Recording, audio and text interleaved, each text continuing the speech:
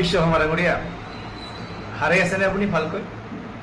কিয়নো আপুনি এতিয়া গম পাইছে যে আপুনি হাৰিয়ে থাকিব। আপুনি আকৌ এতিয়া টোপনি যাব নোৱাৰে, এইকাৰণে কিয়নো আপোনাৰ এতিয়া ভৰিৰ তলৰ মাটি নোহোৱা হৈ গৈছে আৰু নোৱাৰে আপুনি।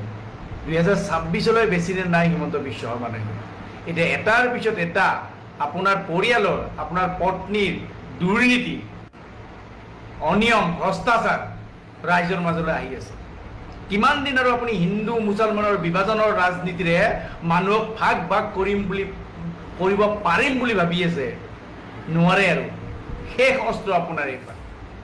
যেতিয়াই অসমৰ প্ৰতিগৰাকী মানুহে স্মাৰ্ট মিটাৰৰ কাৰণে আহি স্মাৰ্ট মিটাৰত বহুত বিলৰ বাবে, বহুত বেছি বিল, অস্বাভাৱিক বিল, অভাৱনীয়ভাৱে বিলৰ বিদ্যুৎ মাচুল বঢ়াৰ বাবে ৰাইজে স্মাৰ্ট মিটাৰৰ বিৰুদ্ধে যেতিয়া ৰাজপথলৈ ওলাই আহিছে, সেইখিনি সময়ত আপুনি ভাবিছে হিন্দু মুছলমানৰ ৰাজনীতি কৰিলে ৰাইজে স্মাৰ্ট মিটাৰ পাহৰি যাব। যেতিয়া অসমৰ ৰাইজে সুধি আছে ৰিণিকী ভূঞাৰ আপোনাৰ পত্নীৰ সম্পত্তিৰ যেতিয়া তালিকা বিচাৰি আছে, সম্পত্তি কেনেকৈ গঢ়িলে বিচাৰিছে, তেতিয়া আপুনি ভাবিছে হিন্দু মুছলমানৰ ৰাজনীতি কৰিলে সকলোবোৰ পাহৰি যাব বুলি ভাবিছে। এয়া নহ'ব হিমন্ত বিশ্ব শৰ্মা ডাঙৰীয়া। আপোনাৰ পত্নীয়ে প্ৰথমতে বঙৰাত 29 বিঘা কৃষিভূমি ক্ৰয় কৰিলে, সিও বেআইনীভাৱে। তাৰপিছত কলিয়াবৰত 106 বিঘা মাটি কৃষিভূমি ক্ৰয় কৰি ঔদ্যোগিক ভূমিলৈ ৰূপান্তৰ কৰিলে, সেইটোও বেআইনীভাৱে। এতিয়ালৈকে কোনো ক'ব পৰা নাই যে কোনে কেনেকৈ কিনিলে, কোনো বিষয়াই আহি মোক বুলি ক'ব পৰা নাই। এটাৰ পিছত এটা টিভি চেনেল আপোনাৰ পত্নীয়ে কিনি আছে। সৰুপথাৰ চাহ বাগিচা কিনিছে, ডিব্ৰুগড় তিনিচুকীয়াত চাহ বাগিচা কিনিছে, কাৰ্বি আংলঙতো ওলাইছিল 1000 বিঘা মাটিৰ কথা, সেয়াও ৰাইজে ভালকৈ বুজি পাব কেইদিনমান পিছত।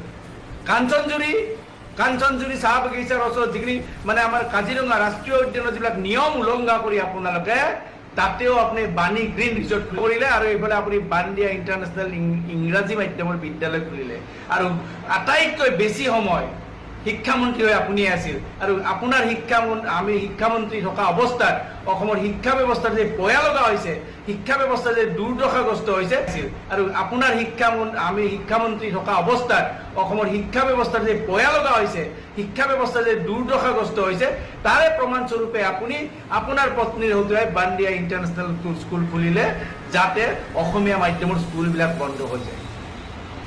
আপোনাৰ নিজৰ পত্নীৰ নামত বা পৰিয়ালৰ নামত হয়তো মেডিকেল কলেজ বা এইবিলাক ডাঙৰ ডাঙৰ শিক্ষানুষ্ঠান খুলিব বিচাৰিছে কাৰণে হয়তো আপোনাৰ ইউএছ টিমৰ নাম লৈছিলে, যাতে মানুহে সেই বাৰু হিন্দু মুছলমানৰ নাম লৈ ইউএছ টিমৰ নাম চব পাহৰি যায়, যাতে ইউএছ টিমৰ দৰে বা তেনেকুৱা অনুষ্ঠান এটা বন্ধ হৈ যাওক আৰু আপোনাৰ পত্নী বা এটা অনুষ্ঠান আপুনি গঢ় লৈ উঠক। হিমন্ত বিশ্ব শৰ্মা ডাঙৰীয়া যিমান ইচ্ছা সিমান কৰক।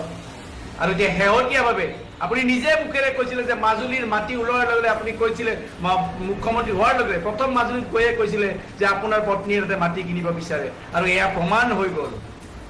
18 বিঘা 4 কঠা 14 লেচা, মানে প্ৰায় 19 বিঘা মাটি মাজুলীৰ দৰে ঠাইত আপোনালোকে ক্ৰয় কৰিলে কৃষিভূমি।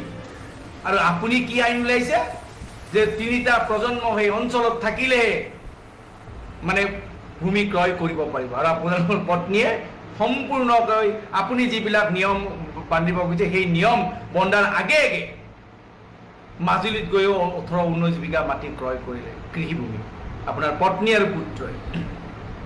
আপুনি ভাবিছে আৰু কিমান দিন কৰিব কওক? মাত্ৰ আপোনাৰ হাতত এবছৰ আছে, আৰু এবছৰত আপুনি পত্নীক কিমান কি দিব পাৰিব? গ্ৰীণ বাছৰ কথা নকওঁ, ডিজিপি অফিচৰ এইবিলাক ইন'ভা 200খন ইন'ভাৰ কথা, এইবিলাকতো আপোনাৰ বিজনেছৰ কথাবিলাক ক'ব নাযায়। কিমান মেকডনাল্ডৰ শ্ব' খুলিছে, এইবিলাকতো ৰাইজে গমেই পাই গৈছে। কৰি থাকক, আৰু কিমান কৰিব আপুনি? মাত্ৰ এটা বছৰ আছে। কিন্তু হিমন্ত বিশ্ব শৰ্মা ডাঙৰীয়া, আপুনি আপোনাৰ পত্নী আৰু পুত্ৰৰ নামত যিবিলাক মাটি ক্ৰয় কৰিছে, এইবিলাক ধনৰ উৎস কি, সেইবিলাক কথা আপুনি কিন্তু এতিয়া স্পষ্ট কৰিব লাগিব।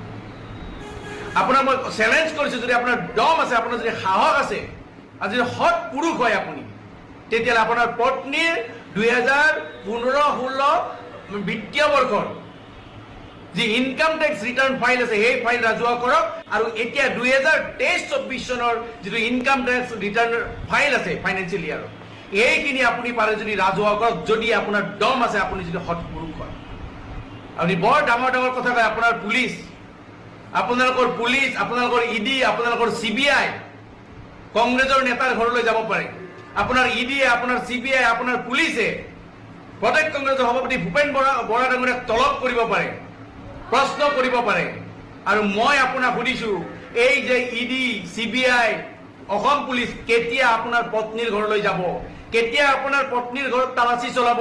কেতিয়া আপোনাৰ পত্নীয়ে এই যে মাটিৰ পিছত মাটি কিনি আছে, 100ৰ পিছত 1000 বিঘা মাটি কিনি আছে, এটা গাঁও মানে আগতে বিঘা বিঘা, এতিয়া গাঁৱে গাঁৱে জিলা জিলা হিচাপত আপোনাৰ যে মাটি কিনাৰ যিটো টেণ্ডেঞ্চি আপোনাৰ পত্নীৰ, এই যে এটাৰ পিছত এটা টিভি চেনেল কিনাৰ যে আপোনাৰ টেণ্ডেঞ্চি আপোনাৰ পত্নীয়ে যে সম্পত্তি কৰাৰ যি টেণ্ডেঞ্চি, ইয়াৰ মূলত কি উৎস আছে, সেই উৎস জানিবলৈ আপুনি আপোনাৰ ইডি, CBI, পুলিচক পঠাই দিয়ক যদি আপোনাৰ সৎ সাহস আছে। কংগ্ৰেছ নেতাৰ ঘৰলৈ আজি বিৰোধীত থকা বাবে বিৰোধী নেতাৰ ঘৰলৈ আপুনি ইডি, পুলিচ, CBI পঠাব পাৰে। আপোনাৰ পত্নীৰ ঘৰলৈ কেইদিনা পঠাব, সেইদিনা আপোনাক গম পাব আপুনি কিমান শক্তিশালী পুৰুষ। কিমান দিন লুকুৱাই থাকিব আপুনি? আপোনাৰ দিনত যিমান দুৰ্নীতি হৈছে অসমৰ ইতিহাসত, অসমৰ ৰাজনৈতিক ইতিহাসত এই ইমান দুৰ্নীতি কোনো কৰা নাছিলে। আপুনি কলংকিত এগৰাকী মুখ্যমন্ত্ৰী হিচাপে নিজকে চিহ্নিত কৰিলে। অসমৰ দৰে এখন সভ্যতা সংস্কৃতিৰ ৰাজ্যৰ আটাইতকৈ উচ্চ আসন মুখ্যমন্ত্ৰীৰ আসনখন কলংকিত কৰিলে আপুনি। আৰু তেনেকুৱা ব্যক্তি আপুনি আচলতে কেতিয়াবাই এই মুখ্যমন্ত্ৰীৰ আসনখন এৰি দিব লাগিছিল মুখ্যমন্ত্ৰী হিমন্ত বিশ্ব শৰ্মা ডাঙৰীয়াই। সেইকাৰণে কৈছো, আপোনাৰ যদি সৎ সাহস আছে, আপোনাৰ পত্নীৰ 2015-16 ফাইনেন্সিয়েল ইয়াৰৰ ইনকাম টেক্স ৰিটাৰ্ণ ফাইল ৰাজহুৱা কৰক, আৰু 2023-24 ফাইনেন্সিয়েল ইয়াৰৰ ইনকাম টেক্স ৰিটাৰ্ণ ফাইল ৰাজহুৱা কৰক। তেতিয়া আপোনাক মানে হিমন্ত বিশ্ব শৰ্মা ডাঙৰীয়াৰ কিমান দম আছে। পুলিচক পঠাই দিয়ক যদি আপোনাৰ সৎ সাহস আছে। কংগ্ৰেছ নেতাৰ ঘৰলৈ আজি বিৰোধীত থকা বাবে বিৰোধী নেতাৰ ঘৰলৈ আপুনি ইডি, পুলিচ, CBI পঠাব পাৰে। আপোনাৰ পত্নীৰ ঘৰলৈ কেইদিনা পঠাব, সেইদিনা আপোনাক গম পাব আপুনি কিমান শক্তিশালী পুৰুষ। কিমান দিন লুকুৱাই থাকিব আপুনি? আপোনাৰ দিনত যিমান দুৰ্নীতি হৈছে অসমৰ ইতিহাসত, অসমৰ ৰাজনৈতিক ইতিহাসত এই ইমান দুৰ্নীতি কোনো কৰা নাছিলে। আপুনি কলংকিত এগৰাকী মুখ্যমন্ত্ৰী হিচাপে নিজকে চিহ্নিত কৰিলে। অসমৰ দৰে এখন সভ্যতা সংস্কৃতিৰ ৰাজ্যৰ আটাইতকৈ উচ্চ আসন মুখ্যমন্ত্ৰীৰ আসনখন কলংকিত কৰিলে আপুনি। আৰু তেনেকুৱা ব্যক্তি আপুনি আচলতে কেতিয়াবাই এই মুখ্যমন্ত্ৰীৰ